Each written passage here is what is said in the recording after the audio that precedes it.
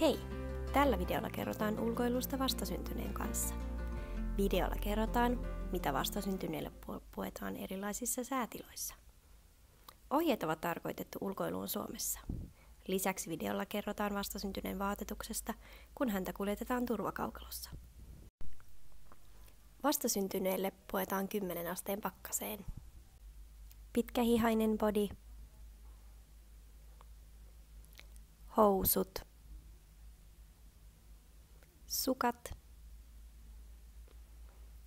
Pitkähihainen välipaita. Villahaalari. Kypärämyssy. Päähine. Käsineet. Töppöset. Toppahaalari. Vastasyntyneen voi suojata pakkaselta ja viimalta harsolla, joka asetetaan vaunun suuaukkoon. Vastasyntyneen kanssa ei suositella ulkoilua, kun pakkasta on yli 10 astetta. Vastasyntyneelle puetaan 0 asteeseen. Pitkähihainen body. Housut. Sukat. Pitkähihainen välipaita. Päähine. Käsineet.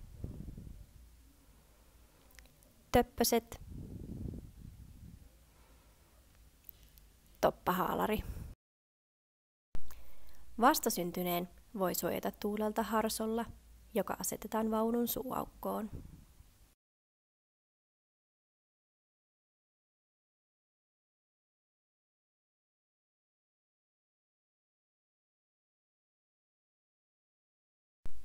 Vastasyntyneille puetaan +10 asteen lämpöön. Pitkähihainen body. Housut. Sukat. Päähine. Haalari. Vastasyntynyt on suojattava hyönteisiltä hyttysverkolla.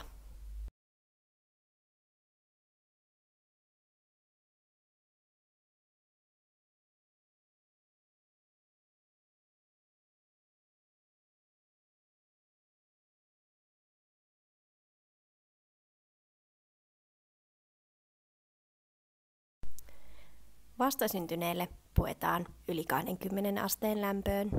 Pitkähihainen body. Housut. Sukat. Hattu. Vastasyntynyt on aina suojattava auringolta. Huomioithan, että vastasyntyneelle ei saa laittaa aurinkorasvaa. Auringonpaisteessa vaunujen suuaukko peitetään harsolla. Vaunut kuumenevat helposti. Tarkista vaunujen lämpötila mittarilla.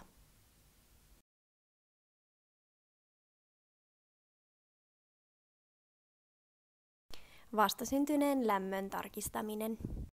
Vastasyntyneen lämmön tarkistaminen on tärkeää. Lämpötila tarkistetaan vastasyntyneen niskasta.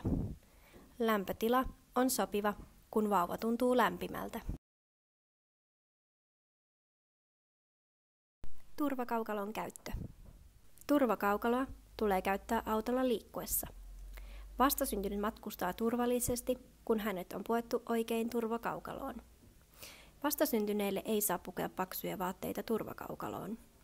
Paksut vaatteet estävät turvavöiden riittävän kiristämisen.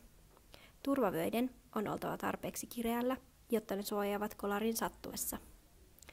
Kylmällä säällä vauvan päälle voidaan laittaa peitto.